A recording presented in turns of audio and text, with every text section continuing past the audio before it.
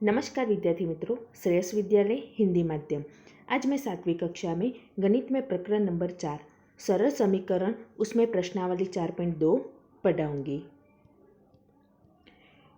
प्रश्न नंबर 1 में दिया है, पहले चर को पृथक करने वाला चरण बताइए और फिर समीकरण को हल कीजिए।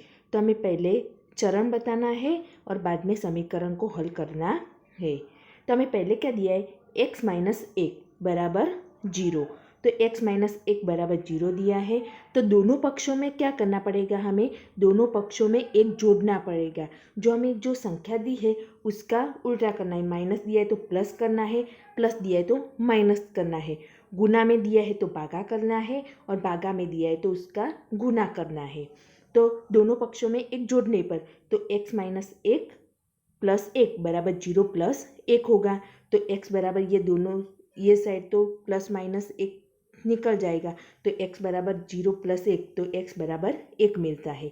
तो समीकरण का हल क्या है, x बराबर 1 है। दूसरा दिया है x प्लस 1 बराबर 0। तो यहाँ प्लस 1 दिया है तो दोनों पक्षों में क्या करना पड़ेगा, एक घटाना पड़ेगा। तो x प्लस 1 माइनस 1 बराबर 0 माइनस 1। तो x बराबर ये दोनों प्लस माइनस 1 चला जाएगा। तो x बराबर कितना मिलता है, 0 माइनस 1 यानी कि माइनस 1। तीसरा दिया है x माइनस 1 बराबर 5।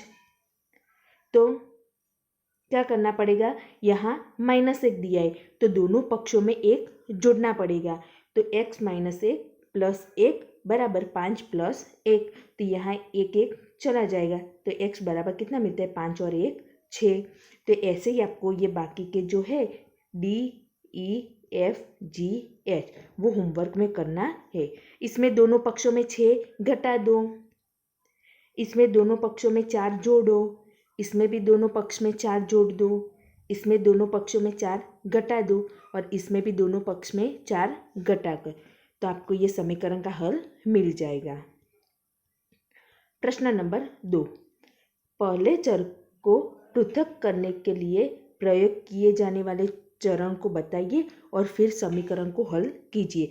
तो ये प्रश्न नंबर 1 में जैसा किया है वैसे ही हमें प्रश्न नंबर 2 में करना है कि पहले हमें चरण बताना है और फिर समीकरण का हल करना है। तो यहाँ में दिया है 3l बराबर 42। तो ये 3 गुना में है तो दोनों पक्षों में क्या करना पड़ेगा, भागा करना पड़ेगा।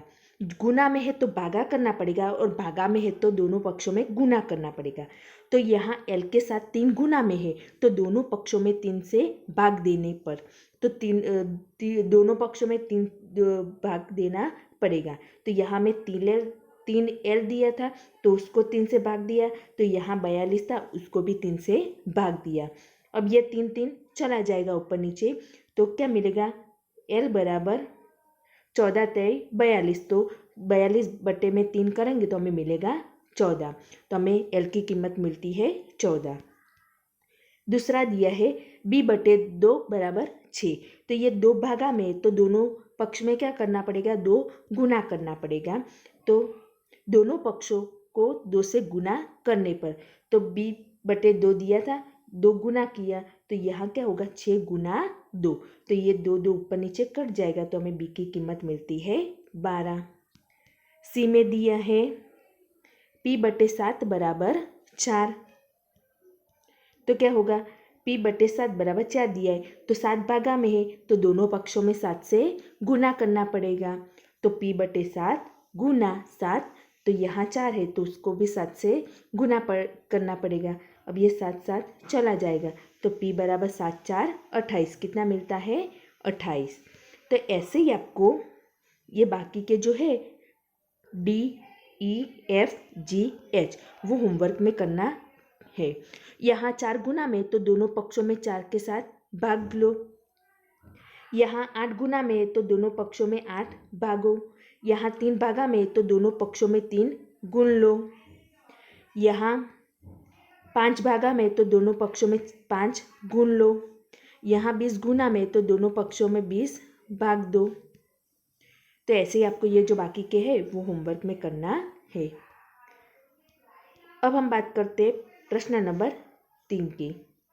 चर को पृथक करने के लिए जो आप चरण प्रयोग करेंगे उसे बताइए और फिर समीकरण को हल कीजिए।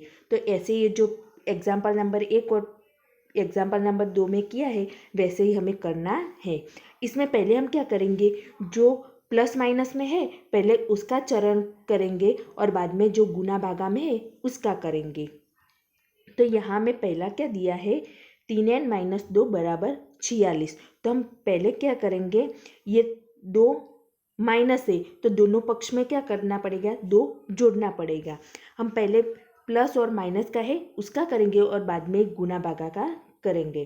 तो दोनों पक्षों में 2 जोड़ने पर, तो 3n-2 था उसमें 2 जोड़ दिया और ये साइड 46 था उसमें 2 जोड़ दिया। तो हमें क्या मिलेगा, ये 2 कट जाएगा तो 3n बराबर 48 मिलेगा। अब ये 3n बराबर 48 मिला। अब n के साथ 3 गुना में है तो क्या करना पड़ेगा, दोनों पक्ष में 3 से भाग देना पड़ेगा।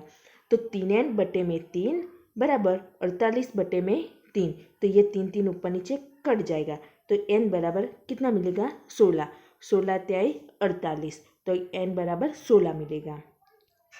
दूसरा दिया है 5m + 7 बराबर 17। तो क्या करेंगे, 5m + 7 बराबर 17 दिया है तो पहले प्लस माइनस का करना पड़ेगा। तो ये +7 है तो दोनों पक्ष में 7 घटाना पड़ेगा। तो क्या होगा, 5m + 7 - 7 बराबर 17 - 7।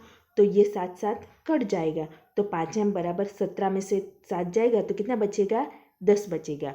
तो 5m बराबर 10 मिलेगा।